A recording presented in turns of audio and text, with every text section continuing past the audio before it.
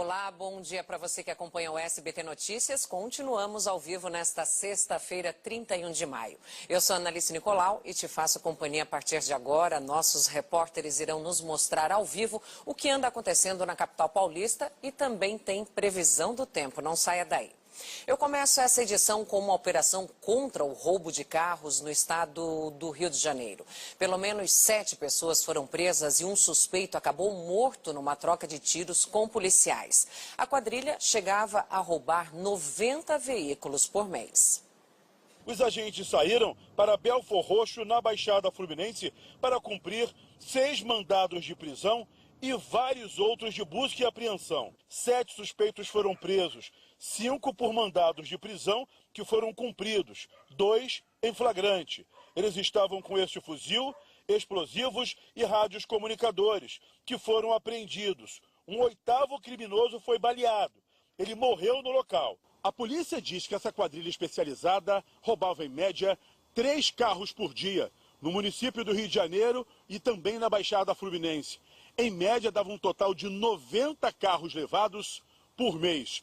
Todos os veículos roubados serviam para desmanche e venda de peças ou até mesmo para serem clonados. Segundo a Delegacia de Roubos e Furto de Automóveis, Tiago Batista, conhecido como TH, é apontado como chefe da quadrilha que atacava os motoristas. Ele foi pego em casa em São João de Meriti, na Baixada Fluminense. Vânio Amâncio Freitas, segundo os agentes, retirava os alarmes e rastreadores dos veículos roubados pela quadrilha. Já Igor Peter Ferreira Pita é apontado como receptador de peças, especialmente kit gás. Os policiais descobriram também esse imóvel, usado como área de lazer pelos bandidos. No espaço amplo tem churrasqueira e até piscina. Policiais militares prenderam um homem e apreenderam 3 veículos roubados que estavam com placas clonadas na capital paulista. Os PMs estavam em patrulhamento na zona oeste da cidade quando desconfiaram do suspeito. Após a ordem de parada, ele fugiu e foi perseguido pelos policiais por cerca de 20 minutos.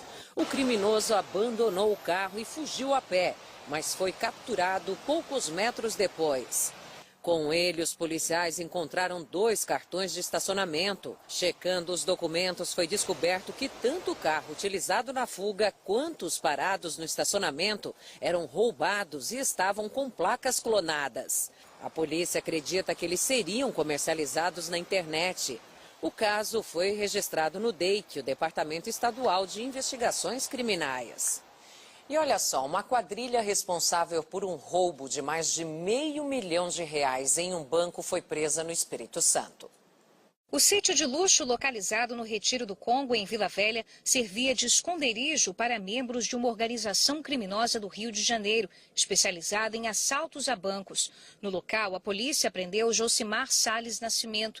Ele estava com um revólver e documentos falsos. Bruno Soares Mendonça também estava na propriedade, mas saiu minutos antes da chegada da polícia e conseguiu fugir. No mesmo dia, no bairro Itaparica, em Vila Velha, a polícia conseguiu também prender Marcos Neto Rocha. Uma das ações do grupo foi em uma agência bancária de Guarapari em dezembro do ano passado. O vídeo mostra 2 bandidos encapuzados. Um deles é Josimar. Na ação, com kit maçarico, eles conseguem abrir o cofre e levar mais de R$600 mil. Além de assaltos a bancos, o grupo era especializado também em roubos de cargas. A polícia descobriu isso durante a interceptação de um caminhão com cargas roubadas de um frigorífico em Minas Gerais. Nele foram encontrados R$22 mil em moedas de 1 centavo.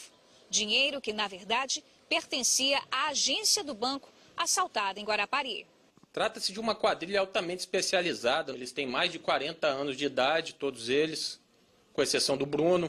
E, inclusive, em 2004, eles já foram presos numa empreitada em que foram apreendidos 9 fuzis, 2 granadas e diversas armas de fogo, o que mostra o tipo de bandido que nós estamos lidando.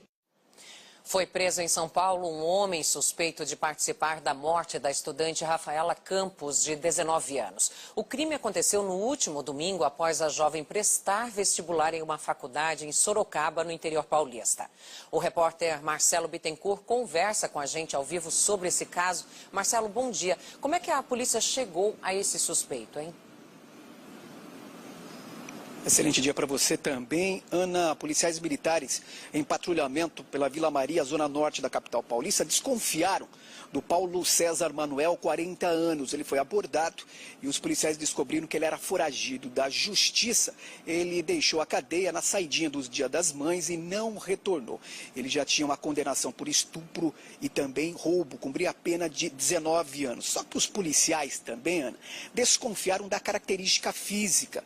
Característica essa que a polícia de Sorocaba, através de imagens de câmeras de segurança, conseguiu aí levantar a imagem do homem do suspeito que teria abordado a estudante no último domingo em Sorocaba. Ele foi interrogado e acabou confessando que estava no cenário do crime, mas aponta uma outra pessoa como a executora que teria empurrado a jovem no rio Sorocaba e, consequentemente, ela morreu afogada. Recebeu voz de prisão, foi levado para a delegacia ali da região e deve ser transferido nas próximas horas para o presídio de Sorocaba, interior de São Paulo. A polícia já estava atrás desse suspeito aí do Paulo César. Como eu disse, ele foi flagrado por imagens de câmeras de segurança e a partir daí a polícia já tinha as características físicas desse homem. Agora ele aponta um outro aí comparsa, não se sabe se verdade ou não, mas a polícia agora passa a investigar aí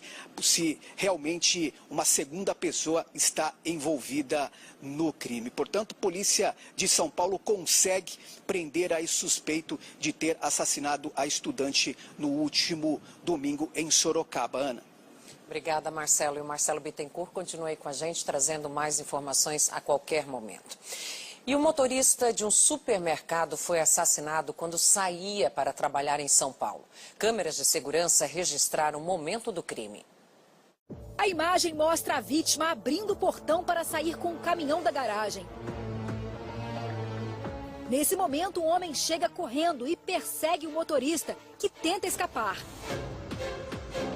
Esta outra câmera flagra a correria. Ele cai no chão e é agredido com vários golpes. Por este outro ângulo, dá para ver que o agressor entra no carro com uma barra de ferro nas mãos. A vítima é Ednei Alves de Souza, de 42 anos. Ele era uma pessoa muito boa, querido por todo mundo. Todo mundo gostava dele, não tinha problema com ninguém. Ednei chegou a ser atendido por uma unidade de resgate aqui na rua. Ele foi levado para o hospital, mas não resistiu aos ferimentos. A polícia trabalha com diferentes linhas de investigação, mas o mais provável é que o crime tenha sido um acerto de contas. Muito estranho. Não foi assalto, não foi nada, que se fosse assalto, ia 2, 3 caras a pessoa. Veio um cara sozinho, esperou 10 minutos de fora e antes ele saiu do portão para poder acontecer isso. Ednei trabalhava neste mercado havia 25 anos. Ele estava saindo para buscar mercadoria na central de abastecimento quando foi surpreendido. Por mim, eu não sei. Alguém que tinha mágoa dele, acho. Só pode ter sido isso. Vingança, não sei do quê. Eu nunca ouvi falar nada dele aqui. O corpo de Ednei Alves de Souza foi enterrado nesta quinta-feira. A polícia tenta identificar o agressor. Que seria preso o mais rápido possível. Porque um cara desse não pode ficar solto, não. Ele matou um para matar o também depois e ficar por isso mesmo. A gente só quer justiça.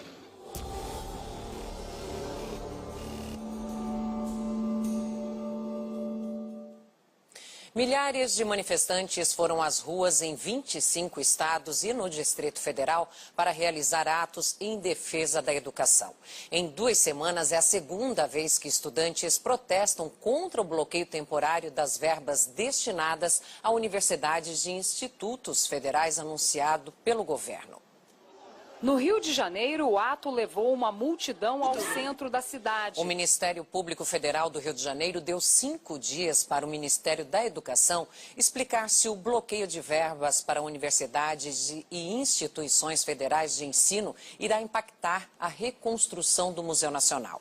Em vídeo divulgado nas redes sociais, o ministro Abraão Weintraub culpou deputados pelo corte de recursos de quase 12 milhões de reais.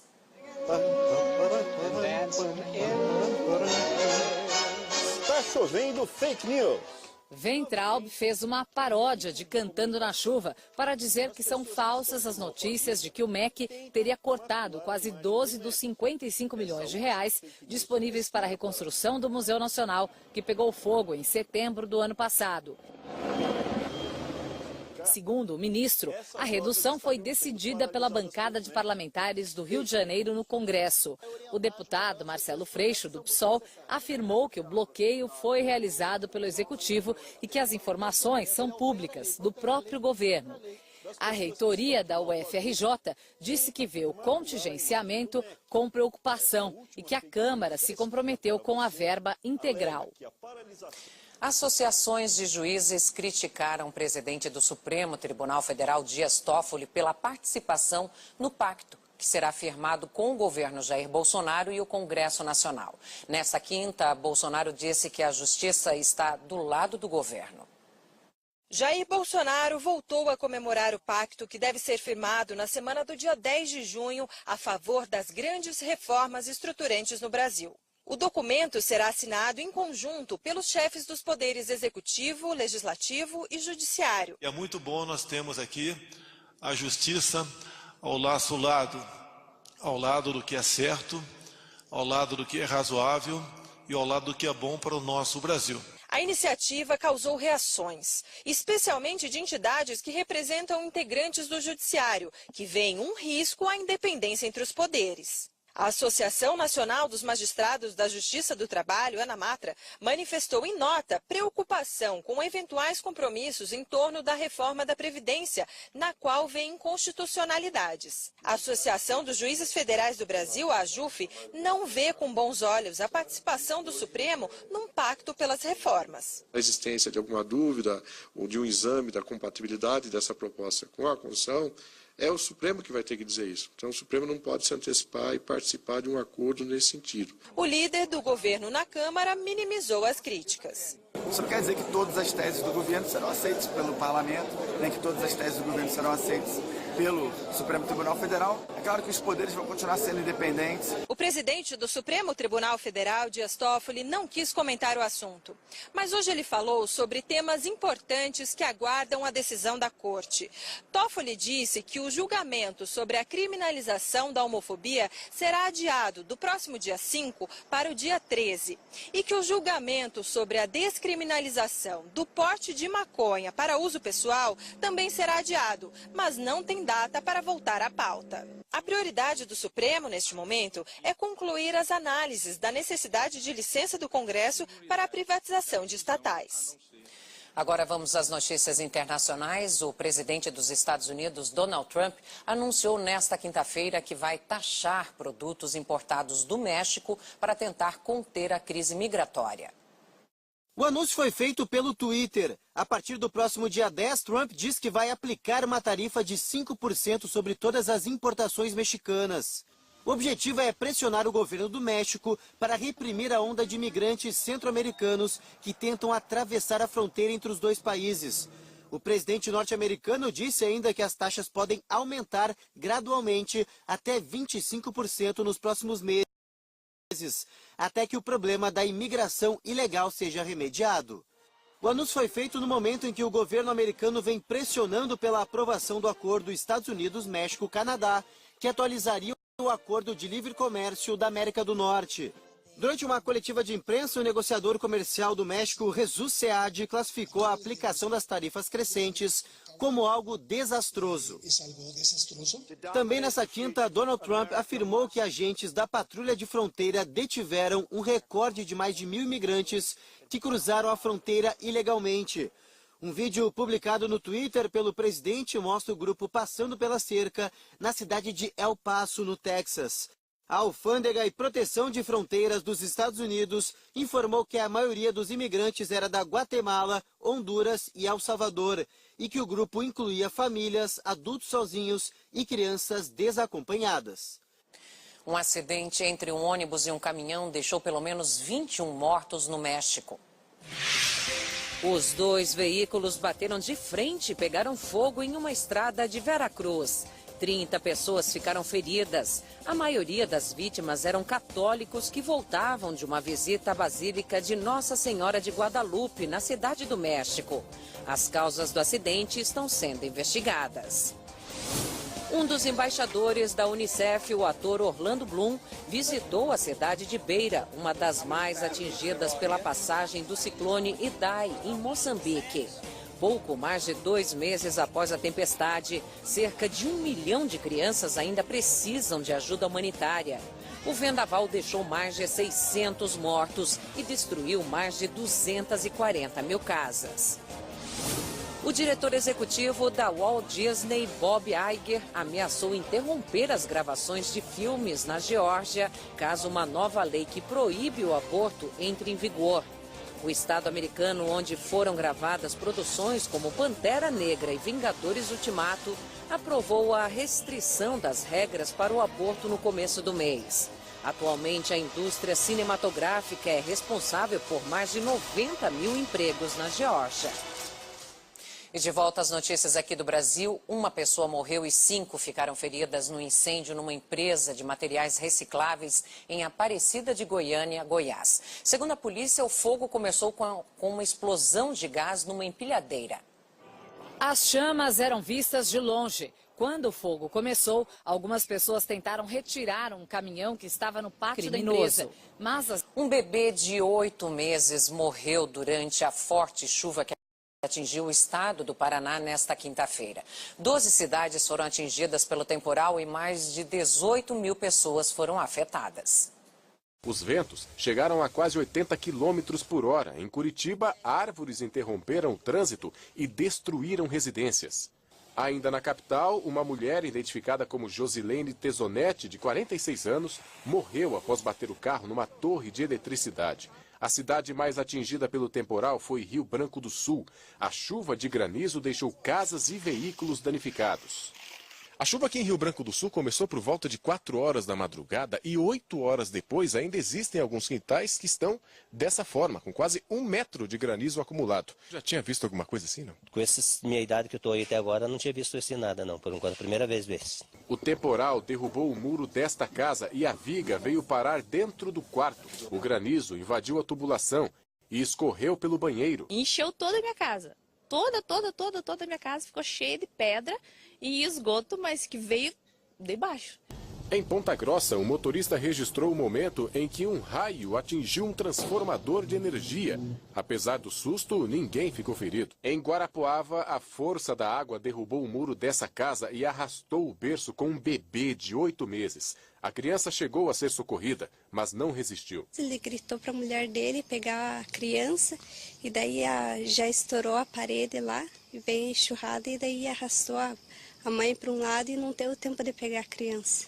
O alerta continua. Novos temporais devem atingir o Paraná nesta sexta-feira, segundo a meteorologia.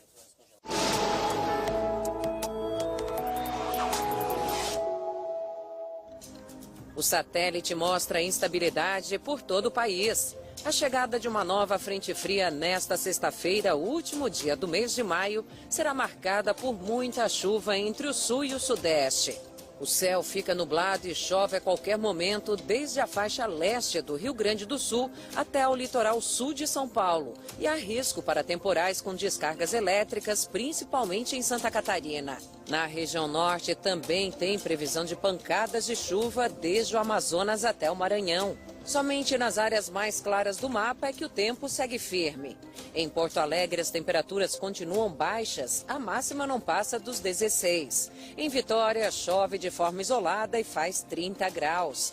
Em Fortaleza, o sol aparece intercalado com pancadas de chuva, máxima de 29. Na capital paulista também faz sol e chove de forma isolada no fim do dia, máxima de 29 graus.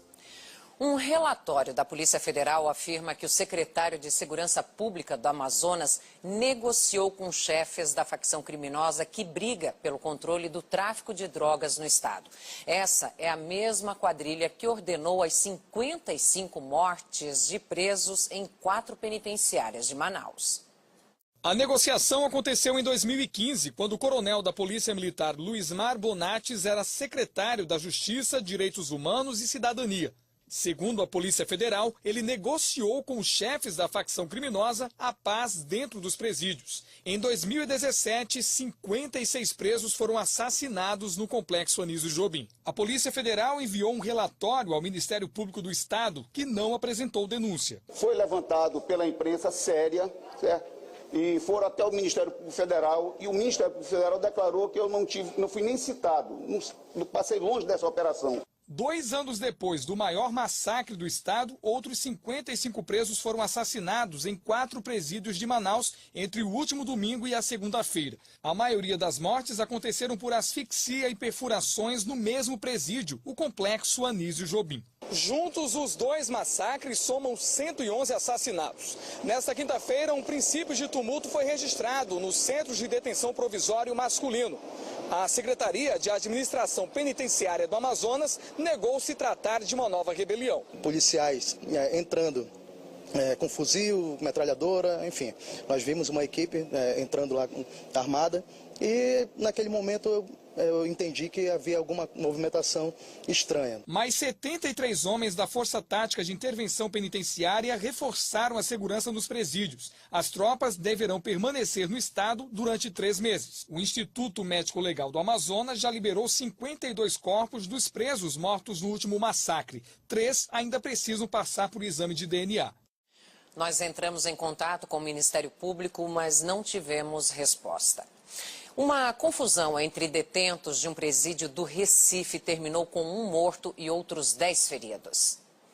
O fato aconteceu no pavilhão N do presídio Juiz Antônio Luiz Lins de Barros, Pejalbe. De acordo com informações da polícia, os detentos iniciaram uma briga entre eles, que acabou em troca de tiros. O secretário estadual de Justiça e Direitos Humanos, Pedro Eurico, esteve no local e conversou com os presos que iniciaram a briga. Uma rixa entre 2 presos.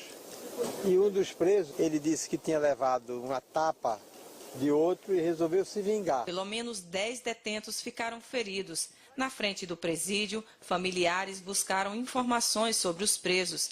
Alguns chegaram a passar mal. Os feridos foram levados aos hospitais da Restauração e Otávio de Freitas. De acordo com informações aqui do Hospital Otávio de Freitas, 7 detentos deram entrada aqui, a maioria com ferimentos à bala.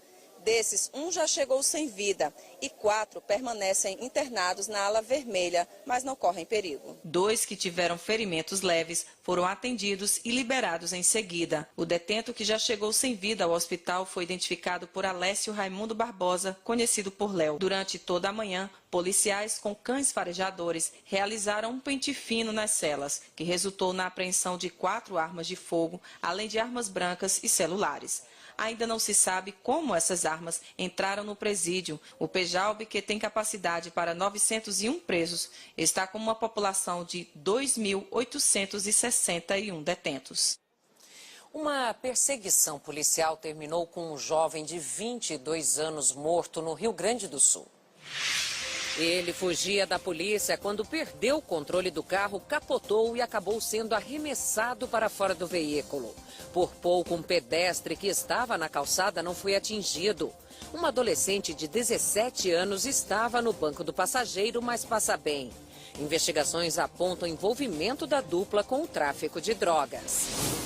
Foi preso no Morro do Vidigal um suspeito de integrar uma quadrilha especializada em assaltar propriedades rurais no interior do Rio e na divisa do estado com Minas Gerais. Flávio da Cruz, de 22 anos, é acusado de participar de pelo menos 2 roubos.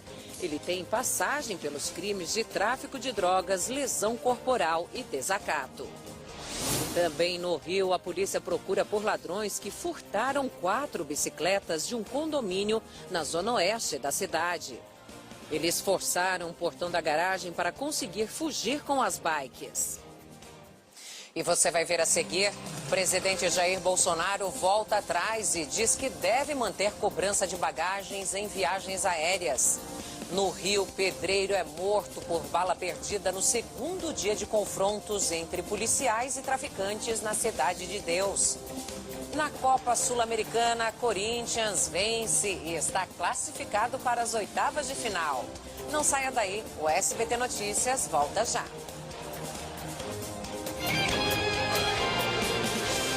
Estamos de volta com o SBT Notícias, agora são 4 horas e 25 minutos. Pelo segundo dia seguido, a polícia enfrentou traficantes em Cidade de Deus, no Rio de Janeiro. A família de um pedreiro que foi morto durante a operação acusa os policiais de terem atirado contra o homem. Foi mais uma manhã de tensão para quem vive na Cidade de Deus, zona oeste do Rio. Apavoradas, esta mulher e uma criança precisaram de ajuda para fugir do confronto. Policiais cercaram a favela e encontraram esta casa, usada por traficantes. Uma caixa com material para preparo de drogas havia sido deixada no local. Este é o segundo dia de confrontos entre bandidos e a PM na região. Na quarta-feira, 2 pessoas morreram. Uma delas era o pedreiro Rodolfo Marques Caetano, de 33 anos. Os parentes afirmam que depois de meses desempregado, Rodolfo tinha finalmente conseguido um trabalho como auxiliar de serviços gerais, que ele começaria no dia em que morreu. Eles acusam a polícia de ter atirado no rapaz.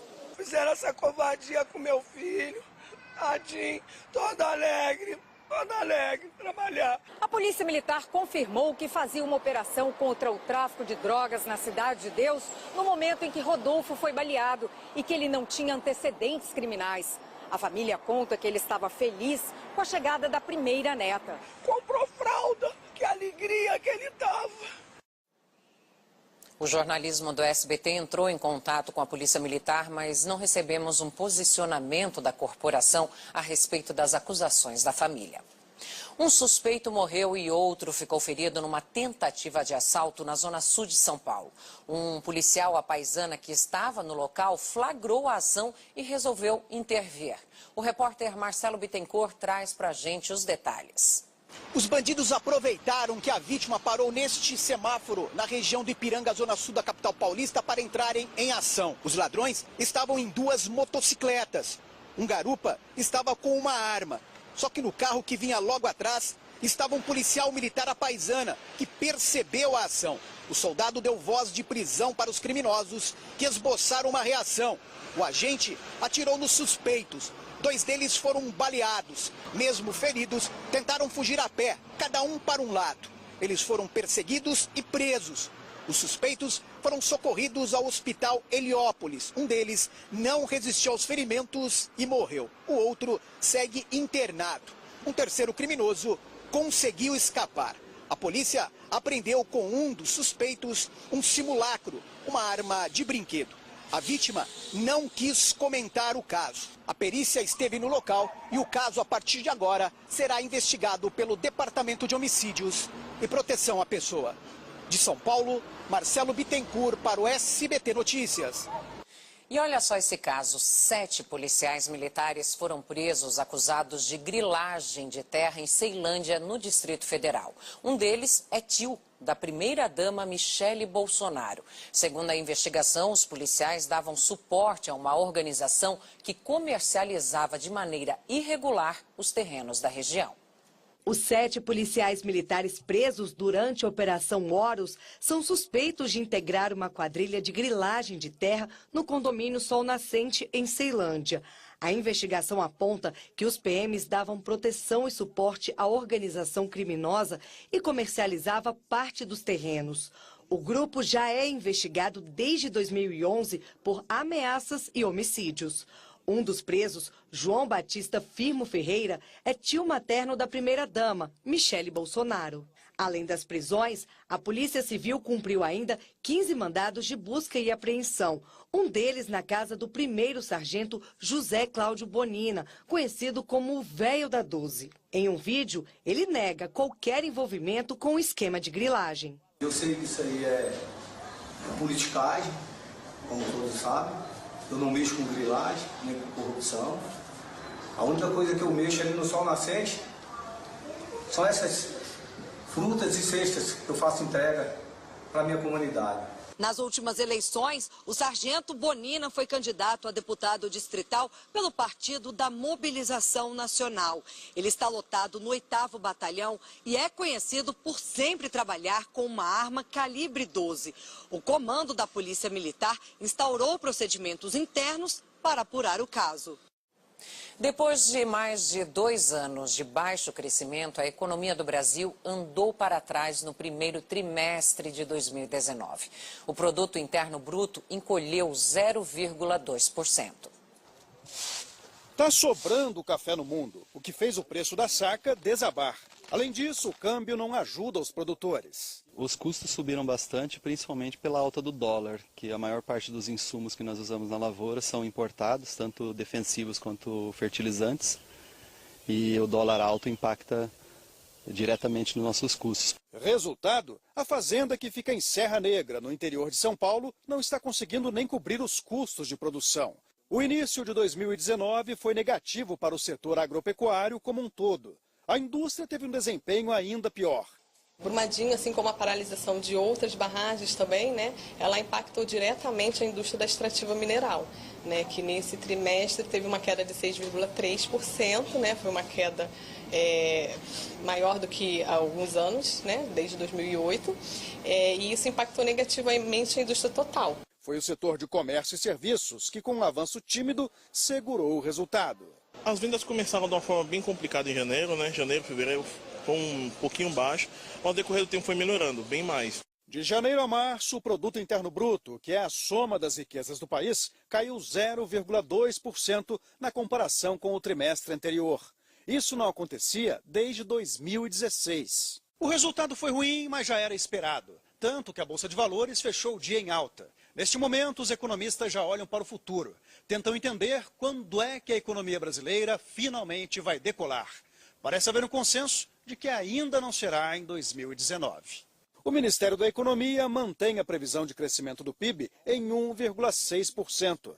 Já o Boletim Focus do Banco Central, que faz uma média da percepção do mercado, tem uma aposta mais modesta. Este economista espera ainda menos, avanço de 1%, e fala de como o governo poderia fazer a engrenagem do PIB pegar no tranco. Acho que no meio e longo prazo você tem que insistir na aprovação de reformas, como a reforma da Previdência. Agora, no curto prazo, talvez o Banco Central pudesse baixar um pouco mais as taxas de juros e o governo investir mais, gastar mais em investimentos. O resultado negativo da taxa de investimentos pode indicar problemas futuros, já que sem máquinas e infraestrutura, a capacidade de produção diminui. Um dado positivo da pesquisa é que o consumo das famílias cresceu pelo 9º trimestre consecutivo e pode melhorar ainda mais se o desemprego ceder. Não conheço um amigo meu que não está com problema no mercado de trabalho. Está todo mundo procurando emprego. Eu espero que melhore o mais rápido possível, porque a gente está sofrendo com isso. Com a queda do PIB, o ministro da Economia, Paulo Guedes, disse que pode liberar o dinheiro do Fundo de Garantia e do PIS/PASEP para aquecer a economia, mas condicionou a liberação à reforma da Previdência. Foi preso em São Paulo um médico de 40 anos suspeito de estuprar uma jovem de 18. Segundo a polícia, depois do crime, o suspeito foi a uma farmácia e comprou uma pílula do dia seguinte para a vítima. 5 de maio de 2019, 6 da noite. As imagens mostram quando o carro para e a vítima se aproxima para prestar informações.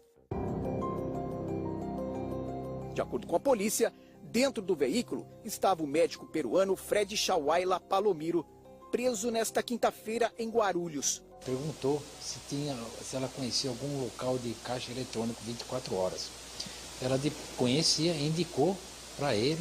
E ele insistiu que ela entrasse no carro, que ela fosse acompanhar ele até o banco 24 horas. A moça aceitou. Ela entra no carro e segue com o médico até o caixa eletrônico. Ao descer para fazer o saque, o homem travou as portas e a jovem começou a ficar desconfiada. De acordo com a vítima, o suspeito, ao retornar, a levou para uma rua pouco movimentada, onde teria praticado o crime. Parou numa rua erma, pulou para cima dela no banco e, mediante força física e psicológica, acabou estuprando. Em seguida, o médico teria levado a moça até a farmácia para comprar uma pílula abortiva. Ele deve responder por estupro.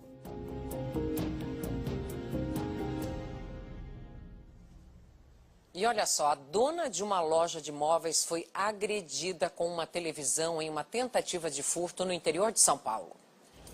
A agressão foi gravada por câmeras de segurança. A mulher flagra o assaltante com a televisão nos fundos da loja em Taubaté. Ela tenta impedir a fuga do rapaz e é agredida na cabeça com o aparelho. Ele joga o eletrodoméstico na vítima e foge de bicicleta. Maria José de Oliveira, de 63 anos, teve ferimentos leves. O agressor ainda não foi identificado.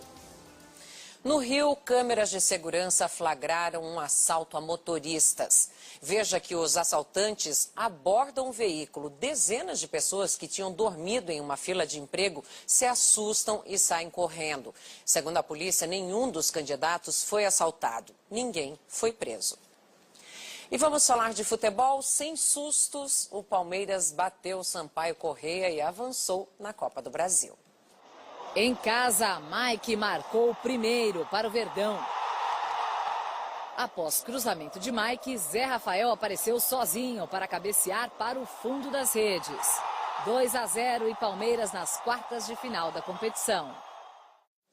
E o Corinthians está classificado para as oitavas de final da Copa Sul-Americana. Na Venezuela, o time alvinegro repetiu o resultado de ida e bateu o Deportivo Lara por 2-0. Júnior Urso abriu o placar. Sornosa ampliou e marcou o primeiro gol dele com a camisa do Timão. O Corinthians vai enfrentar o Montevideo Wanderers do Uruguai na próxima fase. Com 2 gols nos acréscimos, o River Plate bateu o Atlético Paranaense e levou o título da Recopa. O Atlético precisava apenas de um empate para ser campeão, mas não conseguiu segurar a pressão na Argentina. Fernandes abriu o placar para o River de pênalti. Santos chegou a defender, mas a bola sobrou para o camisa 10 marcar. Nos acréscimos, Lucas Prato ampliou. Com o time brasileiro já abatido, Soares marcou o terceiro e decretou o título da Recopa para o River Plate. Agora vamos falar da seleção brasileira. Com dores no joelho, Neymar não treinou pelo segundo dia consecutivo. O craque segue em tratamento na concentração da seleção para a Copa América. O atacante Everton se apresentou na noite desta quinta-feira na Granja Comari. Até o momento, o técnico Tite tem 19 jogadores à disposição. A quinta-feira começou com exames médicos e odontológicos para os jogadores. Neymar estava no grupo. Mas à tarde, pela segunda vez consecutiva, o camisa 10 não foi a campo treinar. Ficou tratando do joelho esquerdo, que sentiu na terça-feira neste chute. E de chute, é esse aí quem entende bem. Pelo menos no quesito defesa, ele tem experiência de sobra. O preparador de goleiros da seleção tem uma história e tanto na Copa América. No gol, ele conquistou 2 títulos, um deles aqui no Brasil, em 1989. Tafarel é o segundo brasileiro que mais vestiu a camisa da seleção na competição. Foram 25 vezes. Só perde para o atacante Zizinho, que fez 8 jogos a mais. Mas ele vai ultrapassar essa marca. Ao final da fase de grupos, Tafarel vai ter 35 jogos na Copa América. Isso como jogador e integrante da comissão técnica. E com um currículo assim, Tafarel se sente à vontade para dizer qual é o objetivo da seleção. Mas acho que a palavra assim, fundamental é ganhar. É vitória. Acho que o futebol brasileiro, para nós, para vocês, para o torcedor, ele precisa viver de vitórias, né? Então a gente botar na cabeça que essa é uma competição para se ganhar. E mais um convocado chegou à Granja no início da noite desta quinta-feira. Everton do Grêmio se apresentou e é o 19º jogador a se juntar ao grupo. O ex-presidente dos Estados Unidos, Barack Obama, realizou uma palestra num evento sobre negócios digitais em São Paulo.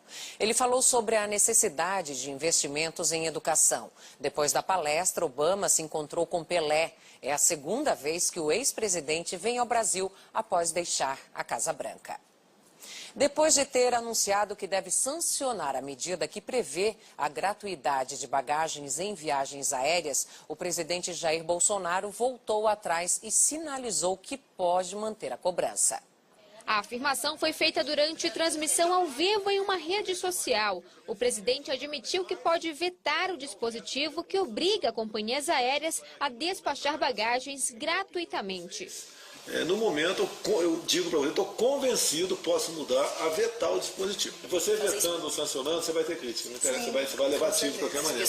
A volta da bagagem gratuita foi aprovada pelo Congresso na semana passada, depois que os parlamentares acrescentaram uma mudança à medida provisória que autorizou a participação de até 100% de capital estrangeiro em companhias aéreas brasileiras. Após a votação em um café da manhã com jornalistas, o presidente chegou a dizer que o coração mandava manter a decisão do Congresso de proibir a cobrança por bagagens. Em nota, a Agência Nacional de Aviação Civil, ANAC, defendeu que a livre determinação de produtos e preços, em conjunto com a liberdade de oferta, refletiu a inclusão de usuários e a queda nos preços desde 2001. Já o Conselho Administrativo de Defesa Econômica argumentou que a volta da franquia de bagagens pode afetar os investimentos no mercado aéreo e prejudicar a concorrência no setor. Para os passageiros, a permanência da cobrança pesa no bolso. O preço das passagens não teve nenhuma alteração, pelo contrário, você encontra passagens muito caras. A cada dia o cidadão está perdendo mais direitos, né? Antes nós tínhamos franquia para despachar bagagem de até 23 quilos aqui dentro do país e hoje nem 10 quilos nós estamos podendo despachar. Para este especialista em direito da concorrência e regulação, só com a entrada de novas companhias aéreas no Brasil será possível a redução nos preços de passagens. Do ponto de vista das empresas, você tem um modelo de negócios mais amplo quando você permite que ela cobre de forma separada tanto a franquia de bagagem quanto o preço da passagem, como até marcação de assentos. O consumidor, por outro lado, quer preço mais baixo. Para ele ter preço mais baixo, ele tem que ter mais concorrência. Para entrar em vigor, o texto precisa ser sancionado ou vetado pelo presidente até o dia 17 de junho. Você está assistindo ao SBT Notícias, agora são 4 horas e 44 minutos e neste momento faz 25 graus em Manaus. Um capitão reformado do Exército, que também é dentista, foi preso em flagrante em casa por pedofilia. No computador dele havia farto material de pornografia infantil. Pai da criança.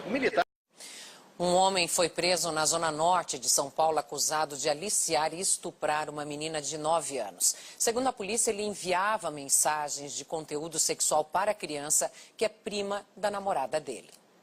Na delegacia, Jefferson Nascimento, de 29 anos, conhecido como Tio Grilo, confessou os crimes. Ele admitiu a prática do delito de estupro de vulnerável, de aliciamento de menor, e ele foi indiciado por esses crimes. Foi preso preventivamente e será processado e julgado por esses delitos. Jefferson foi preso 3 dias depois da denúncia, escondido na casa da irmã dele. As mensagens de teor sexual eram enviadas para a criança pelo celular. Quem descobriu tudo foi o pai da menina. De início, assim, eu fiquei meio sem acreditar, assim, sabe? Na hora ali eu imaginei que eu estivesse dormindo ainda, eu falei, estou tendo um pesadelo, não é verdade? Eu não conseguia entender como que ele teve essa capacidade de fazer isso com uma criança, sabe? E principalmente com a gente, assim, porque ele era uma pessoa de casa. Que os pais responsáveis fiquem muito atentos aos seus filhos, ao conteúdo das mensagens, das conversas trocadas no celular, na internet, e também que fiquem muito atentos às pessoas próximas à família, porque são essas pessoas, acima de qualquer suspeita, que praticam atos de abuso sexual. Um levantamento das Nações Unidas revela que mais de 30% dos refugiados que vivem no Brasil tem curso superior. A maioria deles não consegue emprego na profissão em que se formou. Fadi foi forçado a cruzar o mundo para fugir do terror. Bomba, tudo casa ruim. O cantor é um dos mais de 10 mil refugiados que vivem sob proteção do governo brasileiro. Nascido na Síria, Fadi fugiu do país depois de ver amigos morrerem na guerra. Muito amigo ajuda o Brasil. Uma pesquisa realizada pela ONU e divulgada nesta quinta-feira revela que 1/3 dos refugiados que vivem no Brasil completaram o ensino superior. Mas aqui no nosso país, esses estrangeiros sobreviventes de guerra recebem uma remuneração bem menor. A maioria deles tem uma renda de até R$3 mil por mês. Há muita falta de informação, né? Muitas empresas não sabem exatamente quem é o refugiado, se ele pode trabalhar. São pessoas que têm plena capacidade de trabalho, estão documentados no Brasil, todos têm carteira de trabalho. Entre a população brasileira acima de 25 anos, apenas 15% tem curso superior. O levantamento das Nações Unidas foi realizado com 487 refugiados. A maior parte veio da Síria, República do Congo, Angola e Colômbia. Os venezuelanos ficaram de fora da pesquisa porque são considerados apenas imigrantes. 19% dos estrangeiros que conseguiram asilo no Brasil estão desempregados, índice superior à média nacional de 12%.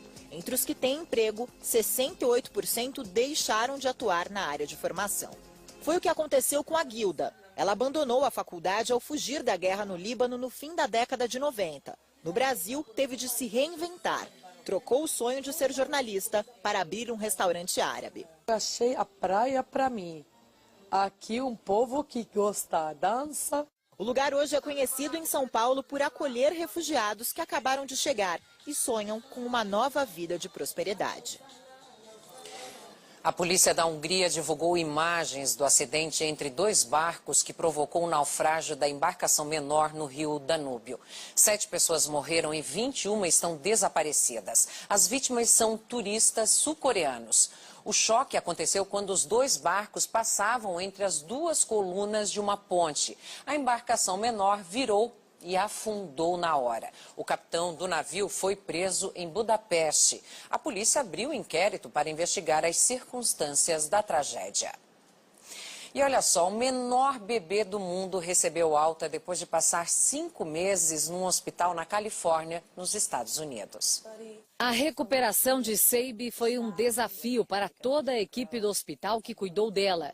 A menina ainda é bem pequena, mas tem ótima saúde. Ela saiu do hospital pesando 2 quilos. Segundo os médicos, Seibi resistiu porque não teve nenhuma complicação comum em casos de bebês prematuros. A mãe teve pressão alta e o parto de emergência foi feito com 5 meses e meio de gestação.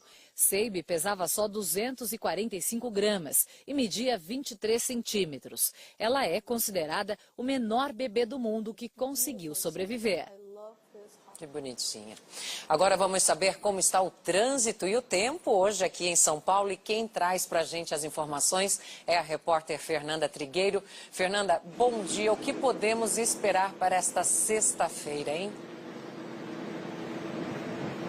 Oi, Ana, bom dia para você, bom dia para todo mundo. Essa é a pergunta que todo paulistano realmente está fazendo. Hoje é sexta-feira, amanhã sábado, depois domingo. Quem está de folga sempre quer saber o que vai poder fazer nesse fim de semana. Se vai ser o fim de semana para ficar embaixo do cobertor ou se vai dar para dar uma volta aí se o sol sair, né, Ana?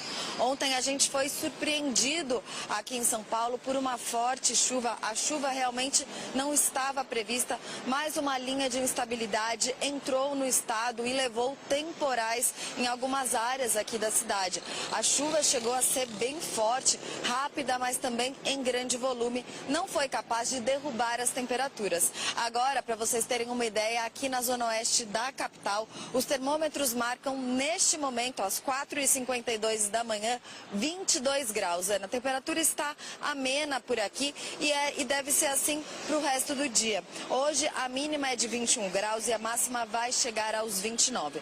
Mas para vocês que estão aí se preparando para essa sexta-feira, a nossa dica é coloca o guarda-chuva na bolsa, porque tem previsão de chuva para hoje sim. Essa chuva pode chegar já no comecinho da manhã em alguns pontos isolados da capital. Durante a tarde a chuva deve parar um pouquinho, o sol deve sair, a máxima vai chegar então quase aos 30 graus, 29 graus, uma sexta-feira quente aqui em São Paulo, e a chuva pode retornar também no finzinho finalzinho da noite, viu, Ana? Então vamos deixar essa dica pro pessoal aí.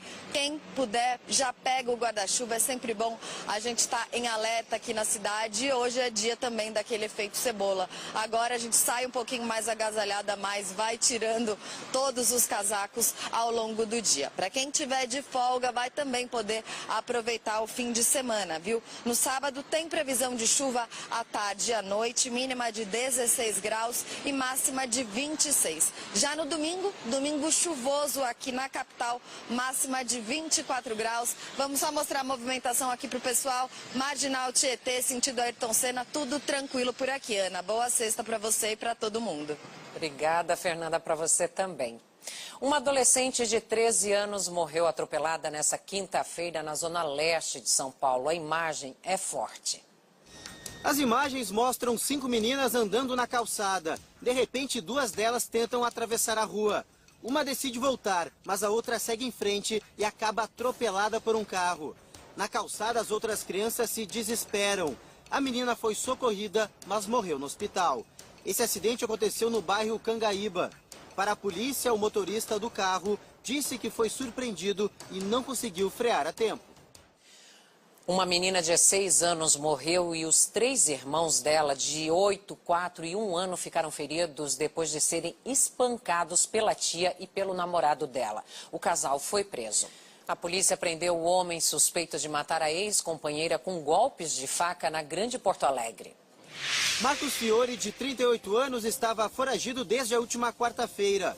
A vítima, Letícia dos Santos, de 29, já tinha registrado vários boletins de ocorrência contra ele. Mas, em consideração às filhas, não levava adiante as denúncias. 4 pessoas foram presas por envolvimento no sequestro de um recém-nascido em Goiânia. Helenita Aparecida, de 41 anos, teria saído da maternidade onde trabalha como técnica em enfermagem, levando o bebê no baú da moto. A mulher contou com a ajuda da tia e de um casal. O bebê voltou para a maternidade, mas como havia sido abandonado pela mãe, deve ser encaminhado a um abrigo assim que terminar o tratamento. Teve alta médica a criança de 3 anos que foi jogada do 5º andar de um prédio na zona oeste de São Paulo. A pequena Teodora Barbosa estava internada no Hospital das Clínicas há uma semana. O para-brisa de um carro amorteceu a queda da menina. A mãe dela continua hospitalizada em estado estável. Eu fico por aqui, uma ótima sexta-feira para você. Agora você fica na companhia de Cássio Zeiman, que traz os seguintes destaques. Manifestantes de 25 estados e do